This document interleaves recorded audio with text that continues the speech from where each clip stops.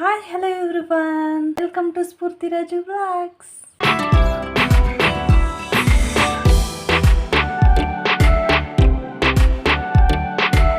ಇನ್ನೂ ಯಾರ್ಯಾರು ನನ್ನ ಯೂಟ್ಯೂಬ್ ಚಾನಲ್ನ ಸಬ್ಸ್ಕ್ರೈಬ್ ಮಾಡ್ಕೊಳ್ದೆ ನೋಡ್ತಾ ಇದ್ದರೆ ಪ್ಲೀಸ್ ಈಗಲೇ ಹೋಗಿ ನನ್ನ ಯೂಟ್ಯೂಬ್ ಚಾನಲ್ನ ಸಬ್ಸ್ಕ್ರೈಬ್ ಮಾಡ್ಕೊಳ್ಳಿ. ಹಾಗೆ ಬೆಲ್ಲೈಕನ್ನ ಕ್ಲಿಕ್ ಮಾಡ್ಕೊಳ್ಳಿ. ನಾನು ಹಾಕೋ ವಿಡಿಯೋ ಬೇಗ ನಿಮಗೆ ನೋಟಿಫಿಕೇಷನ್ ಬರುತ್ತೆ, ಆಗ ನೀವು ನೋಡ್ಬೋದು. ಇವತ್ತು ನಾನು ಯಾವ ಟಾಪಿಕ್ ಮೇಲೆ ವಿಡಿಯೋ ಮಾಡ್ತಾಯಿದ್ದೀನಿ ಅಂದರೆ ನನ್ನ ಪ್ರೆಗ್ನೆನ್ಸಿ ಸ್ಟೋರಿನ ನಿಮ್ಮ ಜೊತೆ ಶೇರ್ ಮಾಡ್ಕೊಳ್ಳೋಣ ಅಂತ ವಿಡಿಯೋ ಮಾಡ್ತಾಯಿದ್ದೀನಿ. Let's go. ನಮ್ಮ ಪ್ರೆಗ್ನೆನ್ಸಿಲಿ ಏನೇನು ಸಿಂಪ್ಟಮ್ಸ್ ನನಗಿತ್ತು, ನಮ್ಮ ಬೇಬಿ ವೆಯ್ಟು ಸ್ಟಾರ್ಟಿಂಗ್ ಇದ್ದ ಡೆಲಿವರಿ ಟೈಮಲ್ಲಿ ಎಷ್ಟು ಬೇಬಿ ವೆಯ್ಟ್ ಇತ್ತು, ಹಾಗೆ ನನ್ನ ವೆಯ್ಟು, ಹಾಗೆ ನನಗೆ ಯಾವ ಥರ ಸಿಂಪ್ಟಮ್ಸ್ ಇತ್ತು ಅನ್ನೋದನ್ನ ನಿಮ್ಮ ಜೊತೆ ಶೇರ್ ಮಾಡ್ತೀನಿ. ನಿಮಗೆ ಯಾರೋ ಹೇಳಿದರು ತುಮಕೂರು ಹತ್ರ ಹುಡುಗಿರಿ ಅಂತ ಇದೆ, ಅಲ್ಲಿ ಚೆನ್ನಾಗಿ ನೋಡ್ತಾರಂತೆ, ಅಲ್ಲಿಗೆ ಹೋಗ್ರಿ ಅಂತ ಎಲ್ಲ ಹೇಳಿದರು. ಹೇಳ್ತಿದ್ದಂಗೆ ಅಲ್ಲಿಗೆ ಹೋದ್ವಿ, ಅಂದರೆ ಡೇಟಾಗಿ ನೆಕ್ಸ್ಟ್ ಡೇ ಹೋಗ್ಬೇಕು ಅಲ್ಲಿಗೆ. ಆ ಥರ ಹೋದಾಗ ತುಂಬ ರಶ್ಶು, ಅಲ್ಲಿ ಎಷ್ಟೆಷ್ಟು ದೂರದಿಂದ ಬರ್ತಿರ್ತಾರೆ. ಹಾಗೆ ಬೆಂಗಳೂರಿಂದ ಸಹ ಬಂದಿರ್ತಾರೆ. ಎಷ್ಟೋ ಜನದ್ದು IVF IUI ಎಲ್ಲ ಫೇಲ್ ಆಗಿರೋರು, ಒಂದು 2 ಟೈಮ್ 3 ಟೈಮ್ ಫೇಲ್ ಆಗಿರೋರು ಕೂಡ ಅಲ್ಲಿಗೆ ಬಂದಿದ್ದರು.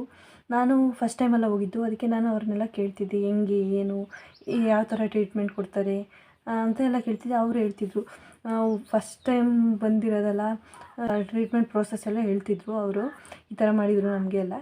ಹಾಗೆ ಅವರು ಫಸ್ಟ್ ಟೈಮ್ 1 ಸತಿ 2 ಸತಿಗೆ ನಮಗೆ ಸಾಕಾತಪ್ಪ ಆ ಥರ ಎಲ್ಲ ಅಂದ್ಕೊಡ್ದು, ಆಗುತ್ತೆ ಪಕ್ಕ ಆಗುತ್ತೆ, ಆದರೆ ನಿಮಗೆ ಪೇಷನ್ಸ್ ಇರಬೇಕು, ಪೇಷನ್ಸ್ ಇದೆ, ಇಲ್ಲಿ ಬಂದು ಕಾಯ್ದು ಟ್ರೀಟ್ಮೆಂಟ್ ತಾಬೇಕು ಅಂತೆಲ್ಲ ಹೇಳ್ತಿದ್ರು. ಫಸ್ಟ್ ಟೈಮ್ ಹೋದ್ವಿ, ಅವಾಗೆಲ್ಲ ಟ್ಯಾಬ್ಲೆಟ್ಸು ಚೆಕಪ್ಪು ಎಲ್ಲ ಮಾಡಿ, ಮತ್ತು ನೆಕ್ಸ್ಟ್ ಟೈಮ್ ಬರುವಾಗ ಇಲ್ಲಿಗೆ ಹೋಗಿ ನೀವು ಸ್ಕ್ಯಾನಿಂಗ್ ಮಾಡಿಸ್ಕೊಬರ್ಬೇಕು ಅಂತ ಅವ್ರು ಬರ್ಕೊಡ್ತಾರೆ. ನನಗೆ ತುಮಕೂರು ಬರ್ಕೊಟ್ಟಿದ್ರು, ನನ್ನ ಹಸ್ಬೆಂಡ್ಗೆ ಬೆಂಗಳೂರಿಗೆ ಬರ್ಕೊಟ್ಟಿದ್ರು. ಅಲ್ಲಿ ಸ್ಕ್ಯಾನಿಂಗ್ ಮಾಡಿಸ್ಕೊಂಡು ಬಂದು ರಿಪೋರ್ಟು ತೋರಿಸ್ಕೊಂಡು ಹೋಗಬೇಕು. ಆದರೆ ಅವಾಗ ಏನು ನಿಮಗೆ ಏನಾದರೂ ಪ್ರಾಬ್ಲಮ್ ಐತಾ ಏನು ಅಂತ ಹೇಳೋಕ್ಕಾಗೋದು, ಸ್ಕ್ಯಾನಿಂಗ್ ಇದ್ದಾನೆ ತಾನೆ ಅಂತೇಳಿ. ಆವಾಗ ಅಂದರೆ 15 ಡೇಸ್ಗೊಂದ್ಸಲ ಸ್ಕ್ಯಾನಿಂಗ್ ಹೇಳೋರು. ಅದು ಎಗ್ ರಿಲೀಸ್ ಆಗಿದೆ, ಎಗ್ ಡೆವಲಪ್ಮೆಂಟ್ ಆಗಿದೆ, ಚೆನ್ನಾಗಿದೆಯಾ ಕ್ವಾಲಿಟಿ ಅಂತ ಎಲ್ಲ, ಒಟ್ಟು 15 ಡೇಸ್ಗೊಂದ್ಸಲ ಸ್ಕ್ಯಾನಿಂಗ್ ಹೇಳೋರು. ಒಂದು ಮಂತಲ್ಲಿ ನಾನು ಒಂದು 4 ಟೈಮ್ ಏನೋ ಹೋಗಿದ್ದೀನಿ ಅಲ್ಲಿಗೆ, ಹುಡುಗಿರ ಹತ್ರ. ತುಮಕೂರಿಗೂ ಒಂದು ಸ್ವಲ್ಪ ಈ ಕಡೆ, ತುಮಕೂರಲ್ಲಿ ಸ್ಕ್ಯಾನಿಂಗ್ ಮಾಡಿಸ್ಕೊಂಡು ಮತ್ತು ಅವತ್ತೇ ಆ ರಿಪೋರ್ಟ್ ತಗೊಂಡು ಹುಡುಗಿರಿಗೆ ಹೋಗಿ ಅಲ್ಲಿ ಚೆಕಪ್ ಎಲ್ಲ ರಿಪೋರ್ಟ್ನ ತೋರಿಸ್ಕೊಂಡು ಬರಬೇಕಿತ್ತು. ನಾನು ಇಲ್ಲಿ ನಮ್ಮೂರಲ್ಲಿ ಬೆಳಿಗ್ಗೆ 7:30 ಹೊರಟ್ರೆ ನೈಟ್ ನಾನು 9:30 ಬರ್ತಿದ್ದೆ. 3 ಸಲ ಅದೇ ಥರ ಬಂದಿದ್ದೆ ಹೋಗಿ. ಹಂಗೆ ಸ್ಕ್ಯಾನಿಂಗ್ ರಿಪೋರ್ಟ್ನೆಲ್ಲ ತೋರಿಸಿದಾಗ ಅವರು ಎಲ್ಲ ಚೆನ್ನಾಗೈತೆ, ಈ ಟ್ಯಾಬ್ಲೆಟ್ನ ಕಂಟಿನ್ಯೂ ಮಾಡಿ ಅಂತೆಲ್ಲ ಟ್ಯಾಬ್ಲೆಟ್ಸ್ ಕೊಡೋರು. 15 ದಿನಕ್ಕೊಂದ್ಸಲ ಹೋದಾಗೆಲ್ಲ ಟ್ಯಾಬ್ಲೆಟ್ಸ್ ಕೊಡೋರು. ಹಾಗೆ ನಾನು ಕೇವಲ ಒಂದೇ ತಿಂಗಳೇ ಹೋಗಿದ್ದು ನಾನು ಆ ಹಾಸ್ಪಿಟಲ್ಗೆ. ಅಲ್ಲಿಗೆ ನಂದು ಪ್ರೆಗ್ನೆನ್ಸಿ ಕನ್ಫರ್ಮ್ ಆಯಿತು, ಕನ್ಸೀವ್ ಆದೆ. ಅದು ಹೇಗೆಂದರೆ ಟೈಮಲ್ಲಿ ಕ್ರಾಸ್ ಮಾಡ್ತಾಯಿದ್ವಿ. ಆವಾಗ 1 ಮಂತ್ ಆಯಿತು, 1 ಮಂತ್ ಮೇಲೆ 15 ಡೇಸ್ ಆಯಿತು. ಇವತ್ತು ಬರುತ್ತೆ ನಾಳೆ ಬರುತ್ತೆ ಡೇಟ್ ಅಂದ್ಕೊಂಡೆ 18 ಡೇಸ್ವರೆಗೂ ಕಾಯ್ದೆ. ಆವಾಗ ನನ್ನ ತಂಗಿ ಪ್ರೆಗ್ನೆನ್ಸಿ ಕಿಟ್ ತಂದು ಚೆಕ್ ಮಾಡ್ಕೊ ಅಂತ ಯಾವಾಗಲೂ ಹೇಳ್ತಿದ್ಲು. ಆದರೆ ನನಗೆ ಹೋಪೇ ಇರಲಿಲ್ಲ ಚೆಕ್ ಮಾಡ್ಕೊಳ್ಳೋಕ್ಕೆ. ಯಾವಾಗಲೂ ಇದೇ ಥರ ಆಗುತ್ತೆ ಅಂದ್ಕೊಂಡು ನಾನು ಚೆಕ್ಕೇ ಮಾಡ್ಕೊಂಡಿಲ್ಲ. 15ನೇ ದಿನ ಅದು ಕ್ರಾಸ್ ಮಾಡ್ಕೊಬಂದು ತರಿಸಿ ಚೆಕ್ ಮಾಡಿದಾಗ ಪಾಸಿಟಿವ್ ಬಂತು. 7 ವರ್ಷ ಪ್ರೆಗ್ನೆನ್ಸಿ ಕನ್ಫರ್ಮ್ ಆಗದೆ ಇಲ್ದಿದ್ದು ಒಂದೇ ಮಂತಲ್ಲಿ ಅಲ್ಲಿಗೆ ಹೋದ್ಮೇಲೆ ಕನ್ಫರ್ಮ್ ಅಂದರೆ ಎಷ್ಟು ಖುಷಿ ಆಗುತ್ತೆ ಹೇಳಿ ನೀವೇ. ತುಂಬ ಖುಷಿ ಆಯಿತು. ಪ್ರೆಗ್ನೆನ್ಸಿ ಕನ್ಫರ್ಮ್ ಆದಮೇಲೆ 2 TT ಇಂಜೆಕ್ಷನ್ ಅಂತ ಹಾಕ್ತಾರೆ. ಒಂದು 2.5 ಮಂತಲ್ಲಿ, ಇನ್ನೊಂದು 5 ಮಂತ್ ಒಳಗಡೆ ಒಟ್ಟು 2 TT ಇಂಜೆಕ್ಷನ್ ಹಾಕ್ತಾರೆ. ನಮ್ಮ ಮನೆ ದೇವರು ಆಂಜನೇಯ ಸ್ವಾಮಿ, ಅರಸೀಕೆರೆ ಆಂಜನೇಯ ಸ್ವಾಮಿಗೆ ಅಲ್ಲೋಗಿ ನಾನು ಆ ಟೈಮಲ್ಲಿ, ಅದು ಇನ್ನೇನು ಕನ್ಫರ್ಮ್ ಆಗೋದಕ್ಕೂ ಮುಂಚೆ ಆ ಟೈಮಲ್ಲಿ ಹೋಗಿ ಅಲ್ಲೊಂದು ರಾತ್ರಿ ನಿದ್ದೆ ಮಾಡ್ಕೊಂಡು ಬಂದಿದ್ದಕ್ಕೆ ಆ ಥರ ಆಯಿತು, ಇಲ್ಲ ಹಾಸ್ಪಿಟಲ್ಗೆ ಹೋಗಿದ್ದಕ್ಕೆ ಆ ಥರ ನನ್ನ ಕನ್ಫರ್ಮ್ ಆಯಿತೋ ಗೊತ್ತಿಲ್ಲ. ಒಟ್ಟು ಯಾವುದೋ ಒಂದು ಆಶೀರ್ವಾದದಿಂದ ನನಗೆ ಪ್ರೆಗ್ನೆನ್ಸಿ ಕನ್ಫರ್ಮ್ ಆಯಿತು. ಕನ್ಫರ್ಮ್ ಆಗಿ ಆಲ್ರೆಡಿ 2 ಮಂತ್ಸಲ್ಲಿ ಇತ್ತು ಅನಿಸುತ್ತೆ. ಆ ಟೈಮಲ್ಲಿ ನಾನು ಶಿರದಲ್ಲಿರೋ ಸ್ವಾತಿ ಹಾಸ್ಪಿಟ್ಲಿಗೆ ತೋರಿಸಿದ್ವಿ. ಅಲ್ಲಿ 2 ಮಂತ್ಗೆ ಹೋದಾಗ ನಮಗೆ ಸ್ಕ್ಯಾನಿಂಗ್ ಮಾಡಲಿಲ್ಲ, ಯಾಕಂದರೆ ಇನ್ನೂ 8 ವೀಕ್ಸಲ್ಲಿತ್ತು. 8 ವೀಕ್ಸಲ್ಲಿ ಇನ್ನೂ ಹಾರ್ಟ್ ಬೀಟ್ ಬಂದಿರಲ್ಲ ಅಂತೇಳಿ 2 ಮಂತ್ಸಲ್ಲಿ ಮಾಡಲಿಲ್ಲ. ಮಾಮೂಲು urine test, tablets, BP checkup ಎಲ್ಲ ಮಾಡಿದರು. ಆ ಟೈಮಲ್ಲಿ ಮಂತ್ಲಿ ತಿಂಗಳಿಗಾಗ ಟ್ಯಾಬ್ಲೆಟ್ಸ್ ಕೊಟ್ಟು ನೆಕ್ಸ್ಟ್ ಮಂತು ಬರ್ರಿ, ಆವಾಗ ಸ್ಕ್ಯಾನಿಂಗ್ ಮಾಡೋದು ಅಂತ ಹೇಳಿದರು. ಆವಾಗ ಸ್ಕ್ಯಾನಿಂಗ್ ಮಾಡಿಸಿವಿ. ಪಾಪು ಎಲ್ಲ ಚೆನ್ನಾಗಿತ್ತು, ಹಾರ್ಟ್ ಬೀಟ್ ಚೆನ್ನಾಗಿ ಬಂದಿತ್ತು. ನನಗೆ ತುಂಬ ಭಯ ಆಗಿತ್ತು. ಯಾಕಂದರೆ ಆಡಿಬಿಟ್ಟು ಕೆಲವೊಂದು ಮಕ್ಕಳಿಗೆ ಬಂದಿಲ್ಲದೇ ಅಬಾರ್ಷನ್ ಮಾಡೋ ಚಾನ್ಸಸ್ ಇರುತ್ತೆ. ಅದಕ್ಕೋಸ್ಕರ ಆಡಿಬಿಟ್ಟು ಹೇಗಿರುತ್ತೋ ಏನೋ ಅಂತ ಹೇಳಿ ತುಂಬ ಭಯ ಆಗಿತ್ತು. ಸ್ಕ್ಯಾನಿಂಗ್ ಮಾಡಿಸಿದಾಗ ಚೆನ್ನಾಗಿ ಬಂತು ಆಡಿಬಿಟ್ಟು. ಥರ್ಡ್ ಮಂತಲ್ಲಿ ಸ್ಕ್ಯಾನಿಂಗ್ ಆಯಿತು. ನೆಕ್ಸ್ಟು 4 ಮಂತಲ್ಲಿ ನನಗೆ ಚೆಕಪ್ಗೆ ಹೋಗೋಕ್ಕೂ ಮುಂಚೆ ಸ್ವಲ್ಪ ಯೂರಿನ್ ಇನ್ಫೆಕ್ಷನ್ ಥರ ಇತ್ತು. ಆವಾಗ ಚೆಕಪ್ಗೆ ಹೋದಾಗ ಈ ಥರ ಇನ್ಫೆಕ್ಷನ್ ಥರ ಆಗಿದೆ ಅಂತ ಹೇಳಿದಾಗ ಅವರು ಸ್ಕ್ಯಾನಿಂಗ್ ಮಾಡಬೇಕು ಇದಕ್ಕೆ ಅಂತ ಹೇಳಿದರು. ಏನಕ್ಕೆ ಈ ಥರ ಆಗಿದೆ ಅಂತೇಳಿ ಸ್ಕ್ಯಾನಿಂಗ್ ಮಾಡಬೇಕು ಅಂತ ಹೇಳಿದರು. ಅದಕ್ಕೆ ಸ್ಕ್ಯಾನಿಂಗ್ ಮಾಡಿಸಿದ್ವಿ. ಆವಾಗ ಗೊತ್ತಾಯ್ತು ಲೋ ಲೈಯಿಂಗ್ ಪ್ಲಾಸೆಂಟಾ ಇದೆ ಅಂತ. ಆವಾಗ ಸ್ವಲ್ಪ ಹುಷಾರಾಗಿರಬೇಕು, ಜಾಸ್ತಿ ಎದ್ದೇಳೋದು, ಕೂತ್ಕೊಳ್ಳೋದು, ಕೆಲಸ ಮಾಡೋದು ಈ ಥರ ಮಾಡಿಕೊಟ್ಟು ಹುಷಾರಾಗಿರಬೇಕು ಅಂತ ಹೇಳಿದರು. ಸರಿ ಅಂದ್ಕೊಂಡು ಬಂದ್ವಿ. ಆಮೇಲೆ ಇನ್ಫೆಕ್ಷನ್ ಎಲ್ಲ ವಾಸಿ ಆಯಿತು. ಇನ್ನೇನು 5th ಮಂತಲ್ಲಿ ಚೆಕಪ್ಗೆ ಹೋದ್ವಿ. ಆ ಟೈಮಲ್ಲಿ ಡಾಕ್ಟರು ತ್ರಿಬಲ್ ಮಾರ್ಕರ್ ಟೆಸ್ಟ್ ಹೇಳಿದರು. ಅದನ್ನು ಮಾಡ್ತಿದ್ವಿ. ಏನಂದರೆ ತ್ರಿಬಲ್ ಮಾರ್ಕರ್ ಟೆಸ್ಟ್ ಏನು ಕೇಳ್ತಾರೆ ಅಂದರೆ ಅಬ್ನಾರ್ಮಲಿಟೀಸ್ ಏನಾದರೂ ಸಿಮ್ಟಮ್ಸ್ ಇದ್ದರೆ ಅದರಲ್ಲಿ ಗೊತ್ತಾಗುತ್ತೆ ತ್ರಿಬಲ್ ಮಾರ್ಕರ್ ಟೆಸ್ಟಲ್ಲಿ. ಅದಕ್ಕೋಸ್ಕರ ಸ್ಕ್ಯಾನಿಂಗ್ ಮಾಡ್ಸೋಕ್ಕೆ ಹೇಳಿದರು. ಅದಕ್ಕೋಸ್ಕರ ಅಲ್ಲೇ ಮಾಡಿಸಿದ್ವಿ. ಆಮೇಲೆ ಅದರಲ್ಲೇನು ಪ್ರಾಬ್ಲಮ್ ಇಲ್ಲ, ಲೋ ರಿಸ್ಕ್ ಅಂತ ಬಂದಿತ್ತು. ಎಲ್ಲ ಚೆನ್ನಾಗಿದೆ ಪಾಪು, ಏನು ಆ ಥರ ಅಬ್ನಾರ್ಮಲಿಟೀಸ್ ಇಲ್ಲ ಅಂತ ಹೇಳಿದರು. ಅದಾದಮೇಲೆ ಇನ್ನೇನು 5th ಮಂತ್ ಕಂಪ್ಲೀಟ್ ಆಗೋ ಟೈಮಲ್ಲಿ ಅನಿಮಲ್ ಸ್ಕ್ಯಾನ್ ಮಾಡಿಸಿದಾಗ ಈ ಥರ ತಲೆಯಲ್ಲಿ ನೀರಿನ ಗುಳ್ಳೆ ಇದ್ದಾವೆ, ಅದಕ್ಕೋಸ್ಕರ ನೀವು ಇನ್ನೂ ಮತ್ತೆ ಸ್ಕ್ಯಾನಿಂಗ್ ಮಾಡಿಸ್ರಿ ಅಂತ ಹೇಳಿದರು. ಅದಕ್ಕೆ ತುಮಕೂರಲ್ಲಿ ಕಲ್ಪತರು ಸ್ಕ್ಯಾನಿಂಗ್ ಸೆಂಟ್ರ್ ಅಲ್ಲಿಗೆ ಹೇಳಿದರು, ರೆಫರ್ ಮಾಡಿದರು. ಅದಕ್ಕೋಸ್ಕರ ಅಲ್ಲೇ ಮಾಡಿಸ್ಕೊಂಡು ನೆಕ್ಸ್ಟ್ ಮಂತ್ 6 ಮಂತಲ್ಲಿ ಅಲ್ಲೇ ಮಾಡಿಸಿದ್ವಿ. ಆವಾಗ ಇನ್ನೂ ಒಂದು ಸ್ವಲ್ಪ ಇನ್ನೂ ಆಗಿದ್ವು ನೀರಿನ ಗುಳ್ಳೆ. ಅದಾದಮೇಲೆ ಮತ್ತೆ ಇದು 6 ಮಂತಲ್ಲಿ ತೆಗೆದಿರೋ ಫೋಟೋಸ್. 7 ಮಂತಲ್ಲಿ ಮತ್ತೆ ಸ್ಕ್ಯಾನಿಂಗ್ ಹೇಳಿದರು. ಅದೇ ತಲೆಯಲ್ಲಿ 2 ನೀರಿನ ಗುಳ್ಳೆ ಇದ್ದಾವೆ ಅಂತ ಹೇಳಿದ್ರು. ಅದಕ್ಕೆ ಮತ್ತೆ ಹೇಳಿದರು. ಅವಾಗ ಹೋದಾಗ ಆಲ್ರೆಡಿ ಎಲ್ಲ ಕ್ಲಿಯರ್ ಆಗಿದ್ದು, ಚೆನ್ನಾಗಿತ್ತು, ಎಲ್ಲ ಏನೂ ಟೆನ್ಷನ್ ಇಲ್ಲ, ಎಲ್ಲ ಚೆನ್ನಾಗಿದೆ ಅಂತ ಹೇಳಿದರು. ಅಲ್ಲಿ ಸ್ಕ್ಯಾನಿಂಗ್ ಸೆಂಟ್ರು ಅಲ್ಲಿ ಸ್ಕ್ಯಾನಿಂಗ್ ಮಾಡಿದ ಡಾಕ್ಟ್ರು ಕೂಡ. ಆಮೇಲೆ ಮತ್ತೆ ರಿಪೋರ್ಟ್ ತಗೊಂಡು ಸ್ವಾತಿ ಹಾಸ್ಪಿಟಲ್ಗೆ ತೋರಿಸಿದಾಗ ಇವಾಗೆಲ್ಲ ಕ್ಲಿಯರ್ ಆಗಿದೆ, ಚೆನ್ನಾಗಿದೆ ಅಂಥೇಳಿ ಟ್ಯಾಬ್ಲೆಟ್ಸ್ ತಗೊಂಡು ಮತ್ತೆ ಬಂದ್ವಿ. ಹೇಳೋದು ಮರೆತೆ, ನಂದು 5 ಮಂತಲ್ಲಿ 5 ತಿಂಗಳು ಶಾಸ್ತ್ರ ಮಾಡಿಸ್ಕೊಂಡು ನಮ್ಮ ಅಮ್ಮರ ಊರಿಗೆ ಬಂದಿದ್ವಿ. ಮತ್ತು ಇಲ್ಲೊಂದು 15 ಡೇಸ್ ಇತ್ತು, ಮತ್ತು ನಮ್ಮೂರಿಗೆ ಹೋಗಿದ್ದೆ. ಆಮೇಲೆ ಸ್ಕ್ಯಾನಿಂಗ್ ಲಾಸ್ಟ್ ಕಲ್ಪತರು ಸ್ಕ್ಯಾನಿಂಗ್ ಸೆಂಟ್ರು ಆ ಟೈಮಲ್ಲಿ ಅಲ್ಲಿ ಸ್ಕ್ಯಾನಿಂಗ್ ಮಾಡಿಸ್ಕೊಂಡು ಡೈರೆಕ್ಟ್ ನಮ್ಮ ಅಮ್ಮರ ಊರಿಗೆ ಬಂದ್ವಿ. ಅವಾಗಿದ್ದ ಇಲ್ಲೇ ಇದ್ದೆ. ಮತ್ತು ಹಿಂಗೆ ಚೆನ್ನಾಗಿತ್ತು. ಆ ಟೈಮಲ್ಲಿ ಪಾಪು ವೆಯ್ಟ್ ಬಂದ್ಬಿಟ್ಟು 600 ಗ್ರಾಮ್ ಏನೋ ಇತ್ತು 7 ಮಂತಲ್ಲಿ. 7 ಮಂತ್ ಆದಮೇಲಿಂದ ಚೆನ್ನಾಗಿ ವೆಯ್ಟ್ ಗೇನ್ ಆಯಿತು ಪಾಪು. ಇದು ನಂದು 5 ತಿಂಗಳು ಶಾಸ್ತ್ರ ಮಾಡ್ಕೊಂಡು ತವ್ರ ಮನೆಗೆ ಕರ್ಕೊಂಡು ಬರ್ಬೇಕಾದ್ರೆ ತೆಗೆದಿರೋ ಫೋಟೋಸ್. 8 ಮಂತಲ್ಲಿ ನಾವು ಸ್ವಾತಿ ಹಾಸ್ಪಿಟ್ಲಿಗೆ ತೋರಿಸ್ಲಿಲ್ಲ. ನಾವು ಗೌರ್ಮೆಂಟ್ ಹಾಸ್ಪಿಟ್ಲ್ ಶಿರಾದಲ್ಲಿರೋ ಗೌರ್ಮೆಂಟ್ ಹಾಸ್ಪಿಟ್ಲಿಗೆ ತೋರಿಸಿದ್ವಿ. ಅಲ್ಲಿ ಚೆನ್ನಾಗಿ ನೋಡೋರು ತುಂಬ. ಇದು 7th ಮಂತಲ್ಲಿ ತೆಗೆದಿರೋ ಫೋಟೋಸ್. 8 ಮಂತಲ್ಲಿ ನಾನು ಮತ್ತೆ ಸ್ವಾತಿ ಹಾಸ್ಪಿಟ್ಲಿಗೆ ಹೋಗಲಿಲ್ಲ. 7 ಮಂತ್ಗೆ ಲಾಸ್ಟ್ ಆಯಿತು. 8 ಮಂತಲ್ಲಿ ನಾನು ಶಿರಾದಲ್ಲಿರೋ ಗೌರ್ಮೆಂಟ್ ಹಾಸ್ಪಿಟ್ಲಿಗೆ ತೋರಿಸಿದೆ. ಅಲ್ಲಿ ತುಂಬ ಚೆನ್ನಾಗಿ ನೋಡ್ತಾಯಿದ್ರು, ಫೆಸಿಲಿಟಿ ಎಲ್ಲ ಚೆನ್ನಾಗಿದೆ. ಆಪ್ರೇಷನ್ಗೂ ಅಷ್ಟೇ, ಡೆಲಿವರಿಗೂ ಅಲ್ಲಿಗೆ ಹೋಗಿದ್ವಿ, ತುಂಬ ಚೆನ್ನಾಗಿ ನೋಡಿಕೊಂಡ್ರು. ಆ ಡೆಲಿವರಿ ಸ್ಟೋರಿನೂ ನಾನು ಮಾಡಿ ಹಾಕ್ತೀನಿ ನೋಡಿ. ಇದು 8 ಮಂತಲ್ಲಿ ತೆಗೆದಿರೋ ಫೋಟೋಸ್. 8 ಮಂತಲ್ಲಿ ಕೂಡ ಸ್ಕ್ಯಾನಿಂಗ್ ಮಾಡಿಸಿದ್ವಿ. ಆ ಟೈಮಲ್ಲಿ ನಮ್ಮ ಪಾಪು ವೆಯ್ಟ್ ಬಂದ್ಬಿಟ್ಟು 1.900 ಗ್ರಾಮ್ ಇತ್ತು. ನಮ್ಮ ಪಾಪದ್ದು 9th ಮಂತಲ್ಲಿ ಮಾಡಿಸಿರೋ ಸ್ಕ್ಯಾನಿಂಗ್ ರಿಪೋರ್ಟ್ ಇದು. ನಮ್ಮ ಪಾಪದ್ದು 9 ಮಂತಲ್ಲಿ FHR ಬಂದ್ಬಿಟ್ಟು 149 ಇತ್ತು.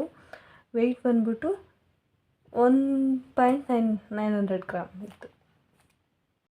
ನೋಡ್ತಿರ್ಬೋದು ಸ್ಕ್ಯಾನಿಂಗ್ ರಿಪೋರ್ಟ್ಸು. ಇದರಲ್ಲಿ ಆಲ್ರೆಡಿ ನೋಡಿ ಎಷ್ಟು ಚೆನ್ನಾಗಿ ಪಾಪುದು ಫುಲ್ ಕ್ಲಿಯರಾಗಿ ಗೊತ್ತಾಗ್ತಿದೆ ಪಾಪುದು.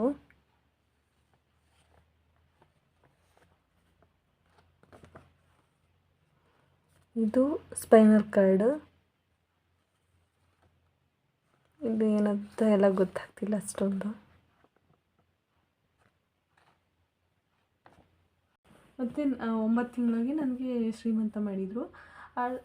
ನನಗೆ 9 ತಿಂಗಳಿಗೆ ಬಿದ್ದು ಅವಲೇ ಒಂದು 15 ಡೇಸ್ ಆಗಿತ್ತೇನೋ, ಆ ಟೈಮಲ್ಲಿ ಶ್ರೀಮಂತ ಮಾಡಿದ್ದು. ತುಂಬ ಚೆನ್ನಾಗಾಯಿತು ಶ್ರೀಮಂತ. ನಾನು ಈ ಕಡೆ ಶ್ರೀಮಂತ ಪಿಕ್ಸ್ ಹಾಕ್ತೀನಿ, ನೋಡಿ ಹೇಗಿತ್ತು ಅಂತ ಕಮೆಂಟ್ ಮಾಡಿ. ಶ್ರೀಮಂತಕ್ಕೆ ಬಂದವರೆಲ್ಲ ನಿನಗೆ ಗಂಡೆ ಆಗೋದು ಅಂತ ಹೇಳಿದರು. ಒಬ್ಬರು ಸಮೇತ ನಿಮ್ಗೆ ಹೆಣ್ಣಾಗುತ್ತೆ ಅಂತ ಯಾರ್ಯಾರು ಹೇಳಿರಲಿಲ್ಲ. ಎಲ್ಲ ಗಂಡಾಗುತ್ತೆ ಬಿಡಮ್ಮ, ಚೆನ್ನಾಗಿರುತ್ತೆ ಅಂತ ಹೇಳ್ತಿದ್ರು. ಆದರೆ ಕೊನೆಗಾಗಿ ನಮಗೇನು ಹೆಣ್ಣಾಯ್ತು ಅಂತ ಏನೋ ಬೇಜಾರಿಲ್ಲ. ಯಾಕಂದರೆ ಎಷ್ಟೋ ಪುಣ್ಯ ಮಾಡಿದರೆ ಮಾತ್ರ ಹೆಣ್ಮಗು ಆಗುತ್ತಂತೆ. ಆ ಥರ ನಾವು ಪುಣ್ಯ ಮಾಡಿದ್ವೇನೋ ಅದಕ್ಕೆ ಹೆಣ್ಣಾಯಿತು. ಅದರಲ್ಲೂ ನಮ್ಮ ಯಜಮಾನ್ರಿಗೆ ಹೆಣ್ಣು ಪಾಪು ಅಂದರೆ ತುಂಬ ಇಷ್ಟ. ಹೆಣ್ಣಾಗಲಿ ಅಂತಲೇ ಅಂತ ಇದ್ದರು ಪ್ರೆಗ್ನೆನ್ಸಿಲಿ. ಆದರೆ ಅವ್ರು ಇಷ್ಟಪಟ್ಟಂಗೆ ಹೆಣ್ಣೇ ಆಯಿತು. ಆದರೆ ನಮ್ಮ ತಾತನಿಗೆ ಗಂಡಾಗಲಿ ಅಂತ ಆಸೆ ಇತ್ತು, ನಮ್ಮ ತಾತ ಅಜ್ಜಿಗೆಲ್ಲ. ನನಗೆ ಯಾವುದೇ ಮಗು ಆದರೂ ಚೆನ್ನಾಗಿದ್ದರೆ ಸಾಕು ಅಂದ್ಕೊಂಡು ನಾನಿದ್ದೆ. ನನಗೇನು ಹೆಣ್ಣೇ ಆಗಲಿ ಗಂಡೇ ಆಗಲಿ ಅಂತೇನೂ ಆಸೆ ಇರಲಿಲ್ಲ.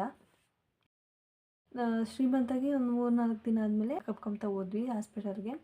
ಆವಾಗ ಮತ್ತೆ ಸ್ಕ್ಯಾನಿಂಗ್ ಮಾಡೋಕ್ಕೆ ಹೇಳಿದ್ರು. ಬೇಬಿ ವೆಯ್ಟ್ ಬಂದ್ಬಿಟ್ಟು ಎಷ್ಟಿರುತ್ತೆ ಅಂತ ಹೇಳಿ. ಆ ಟೈಮಲ್ಲಿ ನಮ್ಮ ಪಾಪು ವೆಯ್ಟ್ ಬಂದ್ಬಿಟ್ಟು 3-4 ಇತ್ತು.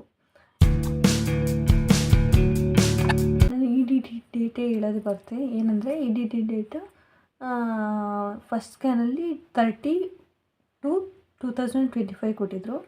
ಮತ್ತು ಮತ್ತೆ ಸ್ಕ್ಯಾನಿಂಗ್ ಆವಾಗ ಮಾಡಿಸ್ತಿದ್ವಲ್ಲ, ಆ ಸ್ಕ್ಯಾನಿಂಗಲ್ಲಿ ಅಲ್ಲೇ ಇ ಡಿ ಡೇಟ್ ಚೇಂಜ್ ಆಯಿತು. 4/4/2025 ಅಂದರೆ ಏಪ್ರಿಲ್ ತಿಂಗಳು 4ನೇ ತಾರೀಕು ಕೊಟ್ಟಿದ್ದರು. ಇ ಡಿ ಡೇಟ್ ಬಂದಿದ್ದು. ನಾವು ಡೆಲಿವರಿಗೆಲ್ಲ ರೆಡಿ ಮಾಡ್ಕೊಂಡು 3ನೇ ತಾರೀಕು ಅಂದರೆ ಏಪ್ರಿಲ್ 3ಕ್ಕೆ ಹೋಗಿದ್ವಿ. ಅಂದರೆ ಆಲ್ರೆಡಿ ಪಾಪು ವೇಟ್ ತುಂಬ ಜಾಸ್ತಿ ಇತ್ತು, ನಾರ್ಮಲ್ ಆಗೋಕ್ಕಾಗಲ್ಲ, ಸೀಸರಿನ್ನೇ ಆಯಿತು ಮಾಡಿಸೋಣ ಅಂತೇಳಿ ಹೋದ್ವಿ. ಜಾಸ್ತಿ ದಿನ ಆಯಿತು, ಪಾಪು ಜಾಸ್ತಿ ದಿನ ಹೊಟ್ಟೆ ಒಳಗೆ ಕುಡಿದು ಟೈಮ್ ಆದಮೇಲೆ ಅಂತ ಹೇಳ್ತಾರಲ್ಲ, ಕುಡಿದ್ಬಿಡುತ್ತೆ ಪಾಪು. ಅದಕ್ಕೋಸ್ಕರ ಜಾಸ್ತಿ ದಿನ ಪಾಪು ಹೊಟ್ಟೆ ಒಳಗೆ ಕುಡಿದು ಟೈಮ್ ಆದಮೇಲೆ ಅಂತ ಹೇಳ್ತಾರೆ. ಅದಕ್ಕೋಸ್ಕರ ನಮ್ಗೆ ಭಯ ಆಗಿ ನಾವು ಹೋಗಿದ್ವಿ. ಹೋಗಿ ಅಲ್ಲಿ ಅವರು ಒಂದು ಸ್ವಲ್ಪನೂ ರೆಸ್ಪಾನ್ಸೇ ಮಾಡ್ತಿದ್ದೆ. ಯಾಕಂದರೆ ನನಗೆ ನೋವು ಬಂದಿಲ್ಲ, ಏನೂ ಇಲ್ಲ. ಹಂಗೆ ಸುಮ್ಮನೆ ಹೋದರೆ ಅವ್ರು ಗೌರ್ಮೆಂಟ್ ಹಾಸ್ಪಿಟಲ್ಲಿ ಒಂದು ಪ್ಲಸ್ ಪಾಯಿಂಟ್ ಏನಂದರೆ, ನಮಗೆ ನೋವು ಬಂದು ಚೆನ್ನಾಗಿ ಎಲ್ಲ ನಾರ್ಮಲಿ ಟ್ರೈ ಮಾಡಿ ಅವರು ಸೀಸರಿನ್ ಮಾಡ್ತಾರೆ ಹೊರತು ನಮಗೆ ನಾರ್ಮಲ್ ಆಗೋದೇ ಇಲ್ಲ. ಸಿಸರಿನ್ ಮಾಡಿಬಿಡ್ರಿ ಅಂತ ಹೇಳೋದೇ ಇಲ್ಲ, ನಾರ್ಮಲ್ಗೆ ಟ್ರೈ ಮಾಡ್ತಾರೆ. ಆದರೆ ಆಗಲಿಲ್ಲ ಅಂದರೆ ಸಿಸರಿನ್ ಮಾಡ್ತಾರೆ. ಅದು ನಮಗೆ ಒಂದು ಪ್ಲಸ್ ಪಾಯಿಂಟು. ಇವಾಗ ಪ್ರೈವೇಟಲ್ಲಿ ಆ ಥರ ಎಲ್ಲ ಮಾಡಲ್ಲ. ಅವರು ನಾರ್ಮಲ್ ಮಾಡೋದೇ ಕಮ್ಮಿ ಪ್ರೈವೇಟಲ್ಲಿ. ಆದರೆ ಗೌರ್ಮೆಂಟಲ್ಲಿ ಆ ಥರ ಅಲ್ಲ, ನಾರ್ಮಲ್ಗೆ ತುಂಬ ಟ್ರೈ ಮಾಡ್ತಾರೆ. ನಂದು ಪ್ರೆಗ್ನೆನ್ಸಿ ಕನ್ಫರ್ಮ್ ಆದಮೇಲೆ ನನಗೆ ಒಂದು ಸ್ವಲ್ಪನೂ ಸುಸ್ತು ಅನ್ನೋದಾಗಲಿ, ವಾಮಿಟ್ ಅನ್ನೋದಾಗಲಿ ಸ್ವಲ್ಪ, ಆದರೆ ಬೆಳಿಗ್ಗೆ ಒಂದು ಸ್ವಲ್ಪ ವಾಮಿಟ್ ಬರೋ ಥರ ಆಗೋದಷ್ಟೇ, ವಾಮಿಟ್ ಬರೋ ಫೀಲ್ ಆಗೋದು. ಆದರೆ ಹಿಂದಿಂದು ನಂದು ಇಡೀ ಪ್ರೆಗ್ನೆನ್ಸಿ ಜರ್ನಿಲಿ ಒಂದು ಟೈಮ್ ಕೂಡ ವಾಮಿಟ್ ಅನ್ನೋದೇ ಆಗಿಲ್ಲ. ಆ ಥರ ನನ್ನ ತಂಗಿಗೆ ವಾಮಿಟ್ ತುಂಬ ಜಾಸ್ತಿ, ಆದರೆ ನನಗೆ ಫುಲ್ ಡೆಡ್ ಆಪೋಸಿಟ್. ಅವಳಿಗೆ ತುಂಬ ಜಾಸ್ತಿ, ನನಗೆ ಫುಲ್ ಕಮ್ಮಿ, ಆ ಥರ ಆಗಿತ್ತು. ನಾನೇ ಫುಲ್ ಎಲ್ಲ ಕೆಲಸ ಮಾಡ್ಕೊತಿದ್ದೆ, ಎಲ್ಲ ಫುಲ್ಲು 5th ಮಂತ್ವರೆಗೂ ನಾನೇ ಫುಲ್ ಎಲ್ಲ ಮಾಡಿದ್ದೀನಿ. ಆಮೇಲೆ ಅಮ್ಮನ ಮನೆಗೆ ಬಂದಾಗ ಇಲ್ಲೂ ಮಾಡ್ತಿದ್ದೆ, ಆದರೆ ನಮ್ಮ ಮನೇಲಿ ಮಾಡಿದಂಗೆ ಇಲ್ಲಿ ಮಾಡ್ತಿರ್ಲಿಲ್ಲ ಅಷ್ಟೇ. 5th ಮಂತ್ವರೆಗೂ ಫುಲ್ ಎಲ್ಲ ಅಡುಗೆ ಮಾಡೋದಾಗಲಿ, ಒಟ್ಟು ಮನೆ ಕೆಲಸ, ನನ್ನ ಕೆಲಸ ಎಲ್ಲ ನಾನೇ ಮಾಡ್ಕೊಂಡಿದ್ದೆ. ಪ್ರೆಗ್ನೆನ್ಸಿಯಲ್ಲಿದ್ದಾಗ ನನಗೆ ತುಂಬ ಖಾರ ತಿನ್ಬೇಕು ಅನ್ಸೋದು, ಸ್ವೀಟ್ ಅಂದರೆ ಆಗ್ತಿರ್ಲಿಲ್ಲ. ಅಂದರೆ ಏನೋ ತಿನ್ನಬೇಕಂತ ತಿಂತಿದ್ದೆ ಹೊರತು ಏನು ಇಷ್ಟಪಟ್ಟು ಏನು ತಿಂತಿರಲಿಲ್ಲ ಸ್ವೀಟ. ಖಾರ ತುಂಬ ಇಷ್ಟ ಆಗೋದು. ಒಬ್ರು ಹೇಳ್ತಾರೆ ಖಾರ ತಿಂದರೆ ಹೆಣ್ಣು ಪಾಪು. ನಾನು ಪ್ರೆಗ್ನೆನ್ಸಿ ಟೈಮಲ್ಲಿ ಎಷ್ಟು ವೆಯ್ಟ್ ಗೈನ್ ಆದೆ ಅಂದರೆ, ನಾನು ಸ್ಟಾರ್ಟಿಂಗ್ ಪ್ರೆಗ್ನೆನ್ಸಿ ಕನ್ಫರ್ಮ್ ಆದಾಗ 52.5 ಇದ್ದೆ. ಲಾಸ್ಟಿಗೆ ಇನ್ನೇನು ಡೆಲಿವರಿಗೆ ಕರ್ಕೊಂಡೋಗ್ಬೇಕಾದ್ರೆ ವೆಯ್ಟ್ ಚೆಕ್ ಮಾಡ್ತಾರೆ. ಆ ಟೈಮಲ್ಲಿ ನಾನು ಬಂದುಬಿಟ್ಟು 69.5 ಆಗಿದ್ದೆ. ಟೋಟಲ್ಲು 17 kg ವೆಯ್ಟ್ ಗೇನ್ ಆಗಿದ್ದೆ ಟು ಪ್ರೆಗ್ನೆನ್ಸಿ ಜರ್ನಿಲಿ. ಮತ್ತು ನನಗೆ ನನ್ನ ಫಸ್ಟು ಬೇಬಿ ಕಿಕ್ ಸ್ಟಾರ್ಟ್ ಆಗಿದ್ದೆ 5th ಮಂತ್ ಕಂಪ್ಲೀಟ್ ಆದಮೇಲೆ. ಇನ್ನೇನು 5th ಮಂತ್ ಕಂಪ್ಲೀಟಾಗಿ ಒಂದು 1 or 2 days ಆಗಿತ್ತು ಅನಿಸುತ್ತೆ. ಆ ಟೈಮಲ್ಲಿ ನನಗೆ ಬೇಬಿ ಫಸ್ಟ್ ಕಿಕ್ಸ್ ಅನ್ನೋದು ಸ್ಟಾರ್ಟ್ ಆಯಿತು. 3 days ಆದರೂ ನನಗೆ ಮೂಮೆಂಟ್ಸೇ ಗೊತ್ತಾಗಿರಲಿಲ್ಲ. 9 ಮಂತಲ್ಲಿದ್ದಾಗ ಅವಾಗಂತೂ ನನಗಂತೂ ತುಂಬ ಭಯ ಆಗಿತ್ತು. ಆ ಟೈಮಲ್ಲಿ ಬಿಸಿನೀರು ಕುಡ್ತಿದ್ದೀನಿ, ಸ್ವೀಟ್ ತಿಂತಿದ್ದೀನಿ, ಏನೇ ತಿಂದರೂ ಮೂಮೆಂಟೇ ಆಗ್ತಾ ಇರಲಿಲ್ಲ. ದೇವ್ರಿಗೆಲ್ಲ ಹರಕೆ ಮಾಡಿಕೊಂಡು ಹಾಗೆ ಹಾಸ್ಪಿಟಲ್ಗೆ ಹೋಗಿ ಚೆಕಪ್ ಮಾಡಿಸ್ಕೊಂಡು ಹಾರ್ಟ್ಬೀಟ್ ಎಲ್ಲ ಚೆಕಪ್ ಮಾಡಿಸಿವಿ. ಆವಾಗ ಒಂದು ಸ್ವಲ್ಪ ಸಮಾಧಾನ ಆಯಿತು. ಹಾರ್ಟ್ಬೀಟ್ ಎಲ್ಲ ಚೆನ್ನಾಗಿದೆ, ಏನು ಪ್ರಾಬ್ಲಮ್ ಇಲ್ಲ. ಒಂದೊಂದು ಟೈಮ್ ಹಂಗೆ ಆಗ್ತಿರುತ್ತೆ, ನೀವೇನು ಭಯಪಡಬೇಡಿ ಅಂತೇಳಿ ಕಳಿಸಿದ್ರು ಡಾಕ್ಟರು. ಚೆನ್ನಾಗಿತ್ತು ಪಾಪ. ಇದು 9th ಮಂತಲ್ಲಿ ತೆಗ್ದಿರೋ ಫೋಟೋಸ್. ಯಾರ್ಯಾರು ಪ್ರೆಗ್ನೆನ್ಸ್ ವುಮೆನ್ ಇದ್ದೀರಿ ಅವರು ಖಂಡಿತ ನೀವು LFU ಅನ್ನೋ ಆ್ಯಪ್ನ ಡೌನ್ಲೋಡ್ ಮಾಡಿ ಇಟ್ಕೊಳ್ಳಿ. ಯಾಕಂದರೆ ಅದರಲ್ಲಿ ನಿಮಗೆ ಅದರಿಂದ ತುಂಬ ಯೂಸ್ ಆಗುತ್ತೆ. ನಿಮಗೆ ಏನು ಗೊತ್ತಿರುತ್ತೋ ಅಥವಾ ಏನಾದರೂ ನಿಮಗೆ ಗೊತ್ತಿಲ್ಲದಿರೋದು ನಿಮಗೆ ಪ್ರೆಗ್ನೆನ್ಸಿಯಲ್ಲಿ ಆಗ್ತಾಯಿದ್ರೆ ನೀವು ಖಂಡಿತ ಅದನ್ನು ಕ್ವಶನ್ ಮಾಡ್ಬೋದು ಆ ಆ್ಯಪಲ್ಲಿ. ಈ ಆ್ಯಪ್ನ ತುಂಬ ತಾಯಂದಿರು ಯೂಸ್ ಮಾಡ್ತಿದ್ದಾರೆ. ಅವರು ಆಲ್ರೆಡಿ ಡೆಲಿವರಿ ಆಗಿರುತ್ತೆ, ಪ್ರೆಗ್ನೆನ್ಸಿ ಜರ್ನಿನ ಮುಗಿಸಿರ್ತಾರೆ. ಅಂಥವರು ನಿಮಗೆ ಅವರ ಎಕ್ಸ್ಪೀರಿಯನ್ಸಲ್ಲಿ ನಿಮಗೆ ಏನಾಗ್ತಿದೆ ಅಂತ ಅವರು ನಿಮಗೆ ಆನ್ಸರ್ ಮಾಡ್ತಾರೆ. ಅದರಿಂದ ನೀವು ಖಂಡಿತ ಈ LFE ಆ್ಯಪ್ನ ನೀವು ಡೌನ್ಲೋಡ್ ಮಾಡಿಟ್ಕೊಳ್ಳಿ. ಹಾಗೆ ಇದು ನನ್ನ ಪ್ರೆಗ್ನೆನ್ಸಿ ಜರ್ನಿ ವ್ಲಾಗ್ ಆಗಿರುತ್ತೆ. ಈ ವಿಡಿಯೋ ಯಾರ್ಯಾರಿಗೆ ಇಷ್ಟ ಆಗಿದ್ರೆ ಪ್ಲೀಸ್ ಲೈಕ್ ಮಾಡಿ, ಶೇರ್ ಮಾಡಿ, ಕಮೆಂಟ್ ಮಾಡಿ, ಹಾಗೆ ಸಬ್ಸ್ಕ್ರೈಬ್ ಮಾಡಿ.